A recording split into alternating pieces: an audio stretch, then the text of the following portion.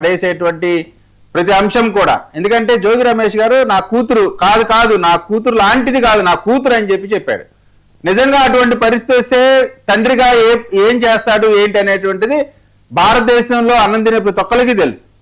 కాబట్టి ఖచ్చితంగా ఏదేమైనా ఇది వాళ్ళ కుటుంబ సమస్య అయినప్పటికి కూడా వాళ్ళ మధ్యనే ఉంటే అది కుటుంబ సమస్య. మనకేం తెలియకుండా మనం ఏం అన్నెసరీగా దాని గురించి వేలు పెడితే తప్పు.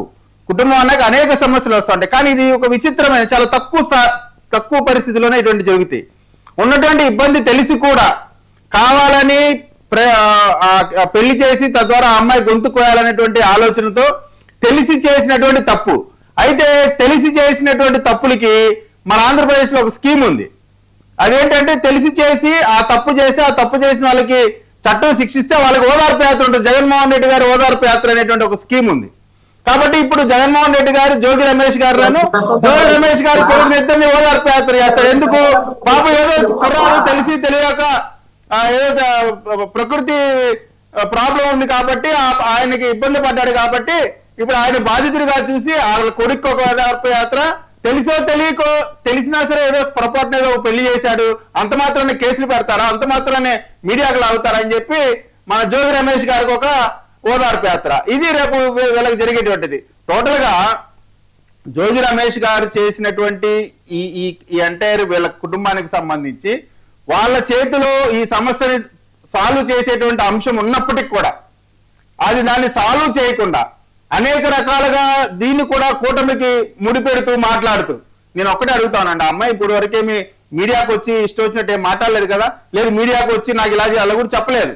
కానీ జోగి రమేష్ గారు ప్రెస్ మీట్ పెట్టి దానికి లోకేష్ గారికి కృష్ణప్రసాద్ గారికి రాజకీయ రంగు మొత్తం పులిమింది వైఎస్ఆర్ కాంగ్రెస్ పార్టీ జోగి రమేష్ గారు. కానీ దాన్ని మళ్ళీ ఇప్పుడు ఆమెని మరి అనేక రకాలుగా అతను చెప్పాడు, వీళ్ళంతా ఉత్తమోత్తములు గోరుముద్దలు పెట్టాము, అయినా కానీ అమ్మాయే తప్పు చేసింది, ఆ అమ్మాయి వల్లే ఈ రోజున అన్ని జరిగినాయి అనేటువంటి లాగా నిన్న జోగి రమేష్ గారు మాట్లాడినప్పుడు ఆమె చెప్పుకోవాల్సిన బాధ్యత ఉంది కాబట్టి ఈ రోజున మీడియా ముందుకు వచ్చింది. ఏ రోజైనా సరే మీరు చూడండి సార్, ఒక అమ్మాయి ఈ విధమైనటువంటి పరిస్థితిలో ఉండటాన్ని ఖచ్చితంగా అందరం కూడా బాధపడతాం.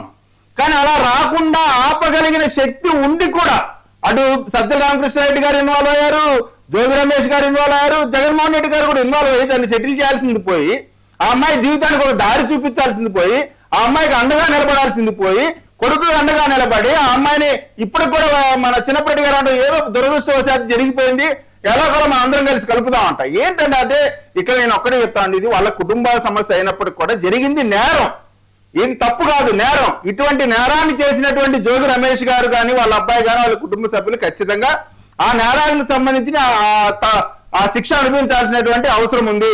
నేను ఒక్కటే డిమాండ్ చేస్తా ఉన్నానండి, నిజంగా మీరు కూతురుగా అనుకొని ఉంటే, మీరు చెప్పిన మాట నిజమైతే మీరు అంటే గుడి దగ్గరికి రండి, నేను ప్రమాణం చేస్తాను, కనకదుర్గమ్మ గారి దగ్గరికి వచ్చి అమ్మవారి దగ్గరికి వచ్చి ప్రమాణం చేస్తా అంటున్నావు కదా, నిజంగా నువ్వు చెప్పిన మాట నిజమైతే నీ ఆస్తిలో సగ భాగాన్ని ఆ పాప పేరు మీద రాసేసి ఆ అమ్మాయికి న్యాయం చేయి.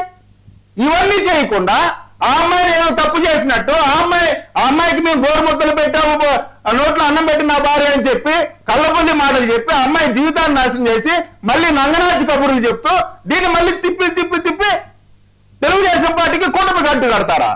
అది మరి అన్నం పెట్టరామో మరి ఏం చేస్తున్నావు? కుటుంబంలో మీకు చేతకాక మీరు చేసినటువంటి సమస్యని కూటమికి ఇప్పుడు అమ్మాయి నేను వాళ్ళు చెప్తా ఉంది, ఎమ్మెల్యే గారు ఇంటికి వెళ్తే రాజకీయం చేయొచ్చు కదండి, కానీ ఆయన ఆ పని చేయాల. వాళ్ళ బాబాయిని పిలిచి ఎవరు జోగి రమేష్ వాళ్ళ బ్రదర్ని ఫోన్ చేసి ఇది కుటుంబ సమస్య, బయటకు వస్తే ఇబ్బంది పడతారు, మంచి పద్ధతి కాదు, అమ్మాయి జీవితం మీరు సరి చేసుకొని మాట్లాడండి అని చెప్పి గౌరవంగా చెప్పినటువంటి పరిస్థితి. సిపి గారి దగ్గర కంప్లైంట్ పెట్టింది, వెంటనే రిజిస్టర్ చేయొచ్చు, రాజకీయంగా చూస్తే అంటే ఆ రోజే రిజిస్టర్ చేయొచ్చు కదా, ఆ రోజే ఇబ్బంది పెట్టచ్చు కదా, కానీ అటువంటి జరగలేదు.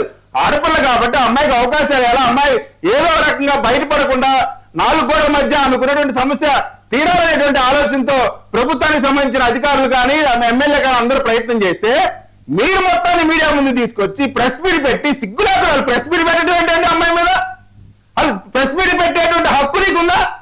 నీకు ఎవరిచ్చారో హక్కు అమ్మాయి పైన నిందలు వేయడానికి? ఇంత దారుణమైన పరిస్థితి చేసినటువంటి వీళ్ళు వైఎస్ఆర్ కాంగ్రెస్ పార్టీ ఇది చూస్తే నాకు ఒకటి గుర్తొస్తా ఉందండి.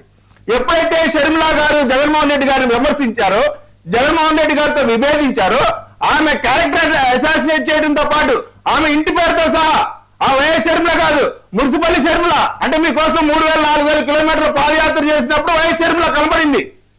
వెంటనే ఆమెను రకరకాలుగా ఇబ్బంది పెట్టే ప్రయత్నం. ఇటువంటి కార్యక్రమాలను ప్రజలు చూస్తా ఉన్నారు. ఖచ్చితంగా తగిన బుద్ధి ప్రజలు చెప్తారు. రైట్. కృష్ణాంజనేయులు గారు, అసలు ఈ ఎపిసోడ్ ఎటు వెళ్తుంది? అసలు ఈ కుటుంబం